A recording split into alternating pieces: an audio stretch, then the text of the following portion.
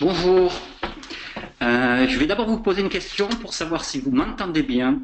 Est-ce que quelqu'un peut répondre au travers de la fenêtre de chat, s'il vous plaît? Je vous remercie.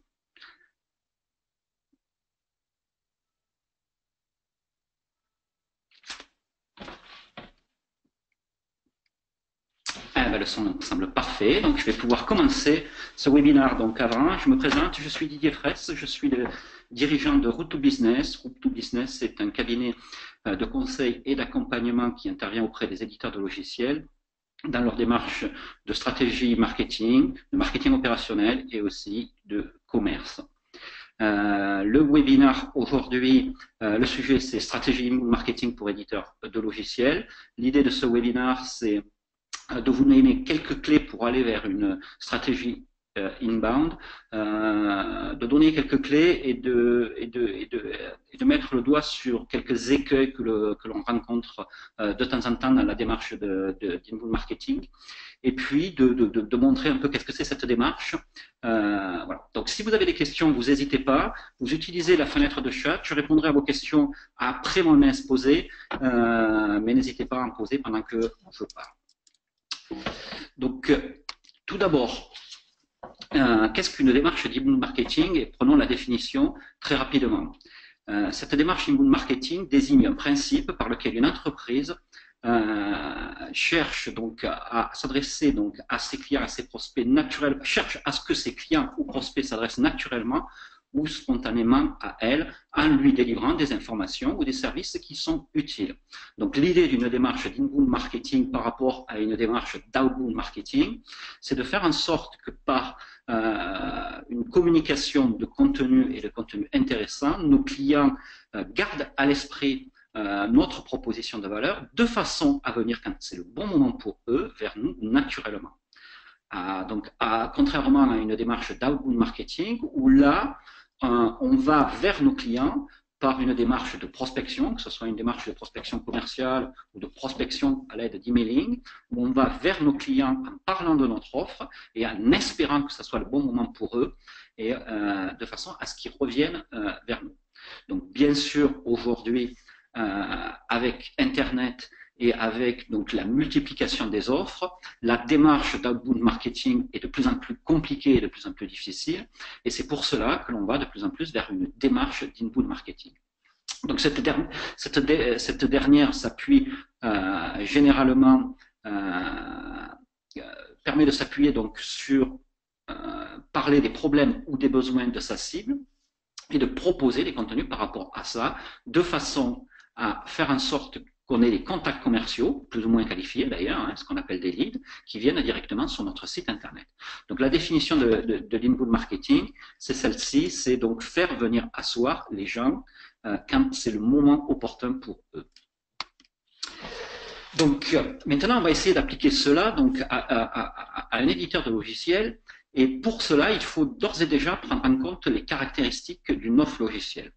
Un logiciel, je dis, est par nature innovant. C'est-à-dire que ce que je veux dire par là, c'est qu'on n'adresse pas forcément un besoin clairement exprimé, mais qu'on continue plutôt à résoudre un problème dont le client n'a d'ailleurs pas forcément pleinement conscience. Ce que je veux dire par là, c'est que un logiciel, quel qu'il soit, a un côté innovant. C'est-à-dire qu'il va être capable de faire un certain nombre de choses dont le client n'a pas forcément conscience.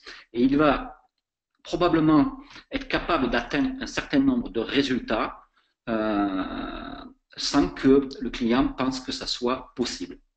Et ça, c'est quelque chose qui est vraiment extrêmement important, le fait que ça soit innovant. Pourquoi? Parce que ça implique qu'il va être nécessaire d'évangéliser notre cible par rapport à cette innovation. C'est-à-dire, il va falloir faire évoluer notre client d'un problème vers un besoin. Et ça, donc, c'est l'évangélisation. C'est le premier point. Le deuxième point, c'est qu'un logiciel est par nature immatériel. Ce que je veux dire par là, c'est que le résultat qui va être obtenu suite à l'intégration d'un logiciel va dépendre de la façon dont il va être utilisé et va être différent d'un client à un autre pour le même logiciel. Et donc, dans ce cadre-là, par rapport à la vente de quelque chose qui est immatériel, comme un logiciel ou un service d'ailleurs, le client devra d'abord être convaincu par l'expertise de l'éditeur avant d'être convaincu par l'offre. Et ça, c'est un point extrêmement important.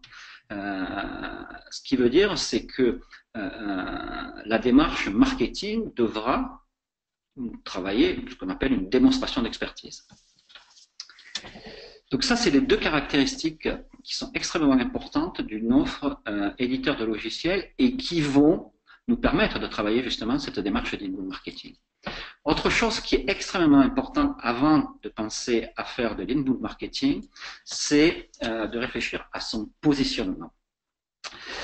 Le positionnement généralement d'un éditeur de logiciels s'exprime par ce qu'on appelle une proposition de valeur. Et moi, je l'exprime par ce que j'appelle la largeur de la proposition de valeur, ou si vous voulez, la largeur fonctionnelle, qui s'adresse à une cible. Et cette cible a elle aussi une largeur, c'est-à-dire c'est un segment de clients que l'on cible, et dans ce segment, il y a un certain nombre d'entités. Et ce que je dis, c'est déjà que pour travailler une démarche d'inbound marketing, il faut que la taille de ce positionnement, ou la taille du marché que l'on adresse, corresponde à l'ambition de l'entreprise sur ce marché. Ce que je veux dire par là, et c'est vraiment important, quand on était dans une démarche d'outbound marketing, où on allait vers les clients, avec la promotion de notre offre, finalement, la taille de la cible que l'on adressait, c'est-à-dire le nombre de cibles que l'on adressait, était assez peu importante. Parce qu'on les adressait avec un message lié à ce que l'on fait, c'est-à-dire à notre offre. Quand on a une démarche d'inbound marketing, dans laquelle on va devoir, au travers de cette démarche d'inbound marketing, démontrer notre expertise, à ce moment-là, ce positionnement ou cette largeur de cible combinée à la largeur fonctionnelle que l'on propose doit être suffisamment précise pour qu'on soit capable d'intéresser quelqu'un, qu'on soit capable de démontrer cette expertise et aussi d'évangéliser. C'est vraiment important ce que je dis là. C'est-à-dire que, je vais vous donner un exemple, si on est par exemple un éditeur de CRM qui s'adresse à toute entreprise, quelle que soit sa taille ou quel que soit son secteur d'activité, il faut bien comprendre que ça va être extrêmement difficile de démontrer une expertise et d'évangéliser sur des résultats qu'on est capable d'obtenir avec un outil de CRM sur une cible extrêmement large. Donc, si vous voulez, le fait d'aller vers une stratégie inbound marketing doit vous conduire à porter une réflexion sur votre positionnement et sur la largeur de votre positionnement, de façon à ce qu'on soit audible par notre cible. Et on peut être audible par notre cible à partir du moment où on va porter un message précis à une cible précise. Et ça, c'est vraiment un point essentiel pour définir une stratégie d'inbound marketing, c'est d'avoir un positionnement et de construire un positionnement qui se prête à cette démarche d'inbound marketing. Parce que la démarche d'inbound marketing va consister à promouvoir des contenus à valeur ajoutée. Et pour que ces contenus aient une vraie valeur ajoutée, il faut que la valeur de ces contenus parle à la cible que l'on est. Donc, il faut qu'on soit précis au niveau de notre cible et précis au niveau de notre proposition de valeur. Voilà. Et puis, deuxième remarque, pour une démarche d'inbound marketing, un positionnement se définit par rapport à l'expertise métier. Je fais cette petite remarque parce que souvent, dans l'ancienne version du positionnement des éditeurs de logiciels, on était plutôt centré sur l'expertise métier d'éditeur de logiciels, c'est-à-dire la capacité de l'éditeur à supporter le client, à répondre à ses questions, à faire des développements spécifiques, etc., etc. Une démarche d'inbound marketing ne peut se porter que par rapport à l'expertise métier de son client. C'est-à-dire que si, je reviens à mon exemple, vous êtes porteur d'un CRM qui va organiser la démarche commerciale de l'entreprise, c'est une expertise métier du commerce qu'il va falloir porter. Et ça, c'est vraiment extrêmement important. C'est-à-dire que on va pouvoir travailler donc cette démarche d'inbound marketing à partir du moment où on va être capable de s'exprimer et de porter des contenus liés aux problèmes de nos clients et aux problèmes métiers de nos clients. Donc, c'est vraiment les deux choses extrêmement importantes pour préparer cette démarche d'inbound marketing. Une fois qu'on a ce positionnement, on va continuer par définir cette démarche de commercialisation. On a dit qu'on était innovant, on a dit qu'on devait vendre avant l'expertise de l'éditeur, avant le logiciel. Donc, qu'est-ce qu'on va devoir faire dans notre démarche de commercialisation? Ben, c'est ce travail d'évangélisation, de faire prendre conscience de problèmes, et c'est ce travail de démonstration d'expertise sur ce problème également. Et ça, c'est tout l'enjeu de la démarche du marketing ou du marketing du contenu. C'est ces deux premiers points. Ensuite, ben, il s'agira, une fois que on aura évangélisé, qu'on aura démontré de notre expertise, il s'agira de proposer des solutions pertinentes. Et après, dernier point, ben, c'est une fois qu'on aura le client, enfin une fois que le prospect sera devenu client, ben, c'est de le conserver, de le fidéliser et d'aller vendre plus. Donc la démarche d'inbound marketing pour un éditeur de logiciel va s'inscrire dans les deux premiers points, c'est-à-dire dans la démarche d'évangélisation et dans la démarche de démonstration d'expertise. C'est ce que j'appelle aussi cette démarche, qu'on appelle la démarche de génération de leads. Et la proposition et la fidélisation, c'est une démarche que j'appelle d'identification d'opportunités commerciales et qui, elle, va se poser plus au niveau du commerce, bien qu'elle va être commencée par le marketing et notamment par la description de nos offres sur notre site internet. Voilà. Donc, l'inbound marketing est généralement une stratégie d'inbound marketing, s'inscrit dans des objectifs qui sont des objectifs d'évangélisation et des objectifs de démonstration de l'expertise de l'éditeur de logiciel. Une fois que l'on a défini ça, après, eh ben, il s'agit de mettre ça en musique. Et mettre ça en musique, c'est définir l'ensemble des actions que l'on va mettre en place. Et donc, l'ensemble, qu'est-ce que c'est qu'une stratégie d'inbound marketing? C'est définir un certain nombre de moyens qui vont permettre d'évangéliser et de démontrer cette expertise. Dans ces moyens, on va retrouver, alors j'ai mis un certain nombre d'exemples et et il en manque, hein, je veux rester clair dans ma présentation.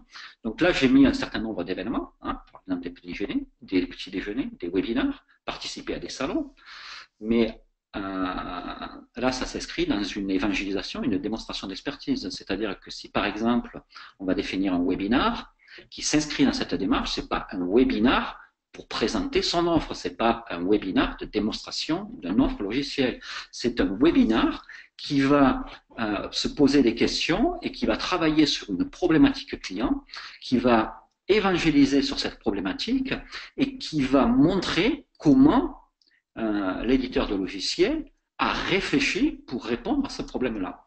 Donc c'est vraiment pas du tout des séances de présentation de produits, mais c'est des séances de démonstration d'expertise. Donc d'un côté, on a ces événements, de l'autre côté, on a par exemple un blog avec des articles d'expertise sur ces sujets métiers. On peut également avoir des livres blancs.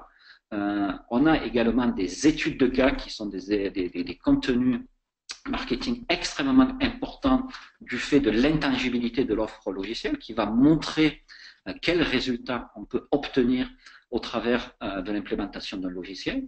Donc ça, ce sont des contenus importants. Il y a d'autres contenus donc, qui peuvent être importants. C'est par exemple des vidéos, hein, une vidéo d'animation qui va démontrer et montrer votre proposition de valeur en prenant soin d'évoquer au départ de cette vidéo la problématique du client pour en arriver à votre vision de la solution. Donc tous ces éléments qui sont des éléments et des actions d'évangélisation et de démonstration d'expertise, c'est tout votre marketing du contenu. Et dans une démarche d'inbound, on va utiliser les moyens d'activation que j'ai mis plus haut, hein, qui sont par exemple l'emailing, la newsletter, les réseaux sociaux, le référencement naturel, de la publicité, pour promouvoir ces moyens d'évangélisation et de démonstration d'expertise. On ne fait plus la promotion de l'offre directement, mais on fait la promotion de ces moyens d'évangélisation et de démonstration d'expertise, c'est-à-dire de nos contenus, de façon périodique, hein, c'est-à-dire de façon fréquente, en postant donc des blogs, des articles de blog de façon périodique, en ayant un programme de webinar, en ayant et en sortant des études de cas de façon fréquente, de façon à démontrer cette expertise dans le temps auprès de notre cible. Et c'est à partir de là que cette cible va aller sur notre site pour voir comment, au travers de quel logiciel, on résout les problèmes qui sont évoqués dans ces contenus. Voilà. Donc l'idée d'une démarche d'inbound marketing, c'est d'utiliser un certain nombre de moyens d'activation et de promotion pour promouvoir non pas notre offre, mais pour promouvoir des contenus d'expertise. Et c'est à partir de ces contenus d'expertise que naturellement notre cible ira vers notre site internet pour voir notre offre, et c'est à partir de là que va remonter donc ce que j'appelle des leads, parce qu'on aura bien sûr sur notre site internet placé où il se doit des call to action qui permettront, à partir de l'évocation d'une problématique, d'obtenir une inscription à une newsletter, d'obtenir une demande de contact ou une demande de démonstration du logiciel. Donc voilà ce que c'est qu'une démarche de stratégie inbound. Pour que celle-ci fonctionne, il est extrêmement important, et je pense que c'est une des clés, c'est de construire un planning éditorial. Alors comment on le construit, ce planning éditorial? Ben, on le construit à partir de ce qu'on appelle les personas. Et c'est ce que j'ai mis dans la colonne auprès de qui de ce tableau. Et là, je vous propose un exemple. C'est l'exemple d'un éditeur de logiciel qui fait un outil qui se connecte sur SAP Business Object. C'est un outil de BI et qui permet de visualiser sur une carte des données provenant d'une BI. Donc l'idée, ça a été de réfléchir par rapport à une cible, et donc là j'en évoque qu'une, mais généralement des personnes en a plusieurs. La cible que j'évoque, ce sont ces data scientists, c'est de définir sur quel point je dois évangéliser ma cible. Qu'est-ce que je dois leur amener comme élément d'évangélisation? Et là, par exemple, comme cette visualisation cartographique de données est assez innovante pour ces analystes données, sur ces data scientists, il faut partir depuis le début et répondre à cette question. Qu'est-ce qu'une donnée géographique? Quels sont les apports de la localisation géographique de données, etc., etc. À partir de tous ces thèmes d'évangélisation et plus loin de démonstration d'expertise que je dois faire, et là par exemple j'ai mis connaissance du métier de responsable BI avec les éléments ou les tâches de clean, de données, d'analyse et de visualisation, etc. C'est en fonction de chacun de ces sujets d'évangélisation et de démonstration d'expertise comment je vais porter ces sujets-là? Comment je vais démontrer mon expertise et évangéliser? Est-ce que je le fais au travers de certaines pages de mon site internet? Est-ce que je le fais au travers d'articles de blog? Est-ce que je le fais au travers de webinars, par exemple? Ou est-ce que j'utilise d'autres contenus comme des vidéos? Dans ce cas-là, on a voulu faire des formations gratuites. Dans notre cas, on va le faire au travers d'études de cas. Et donc, à partir du moment où on a fait cette réflexion, maintenant, il s'agit de trouver après et de planifier l'ensemble des articles de blog que l'on doit écrire, l'ensemble des webinaires que l'on doit tenir, l'ensemble des contenus que l'on doit produire. Et de mettre ça dans un planning de façon à ce que ces contenus arrivent de façon périodique, à une fréquence fixe. Et voilà. Donc la clé vraiment pour pouvoir construire une démarche d'inbound marketing, c'est de travailler ces personas, d'identifier 2-3 personas par rapport donc à une offre, de définir les thèmes d'évangélisation et les thèmes de démonstration d'expertise que l'on doit porter, et ensuite de définir comment on doit les porter, en utilisant quels médias on doit le faire, pour en arriver derrière à un planning éditorial extrêmement précis et que l'on va construire pour une période minimum de 6 mois. C'est vraiment la clé, ça, ce planning éditorial. Si on n'a pas ce planning éditorial, généralement, on va s'arrêter en route. C'est-à-dire que... et puis, nos articles ne vont pas avoir de sens. Il ne va pas y avoir une démarche qui a un vrai sens. Donc ce planning éditorial et la réflexion sur le planning éditorial est vraiment une clé extrêmement importante pour la réussite d'une démarche d'inbound marketing. À partir du moment où l'on aura fait ça, il s'agira de travailler un certain nombre de choses, et j'ai parlé tout à l'heure des call to action, mais de travailler un certain nombre d'éléments, notamment sur votre site internet, qui va permettre de transformer l'audience. Et donc, qu'est-ce que c'est que la transformation de l'audience? Ben, c'est d'avoir et de faire en sorte que nos contacts remplissent des formulaires, demandent par exemple des démonstrations, s'inscrivent à nos newsletters, téléchargent des contenus qu'on appelle des contenus premium, par exemple des livres blancs, et également participent aux événements que l'on organise. Donc, on va travailler un certain nombre donc, de moyens d'activation pour justement inciter les gens et promouvoir ces webinaires d'expertise, promouvoir ces petits déjeuners. Et là, l'email, tout à l'heure j'ai dit que l'email était un moyen plutôt d'outbound marketing quand on l'utilise pour faire la promotion de son offre. C'est un excellent moyen d'inbound marketing quand on l'utilise à promouvoir un webinaire d'expertise. Voilà. Donc, une fois qu'on a construit cette démarche d'inbound marketing, l'étape d'après, ça sera de passer à ce qu'on appelle le marketing automation. Et le marketing automation, elle va consister à attirer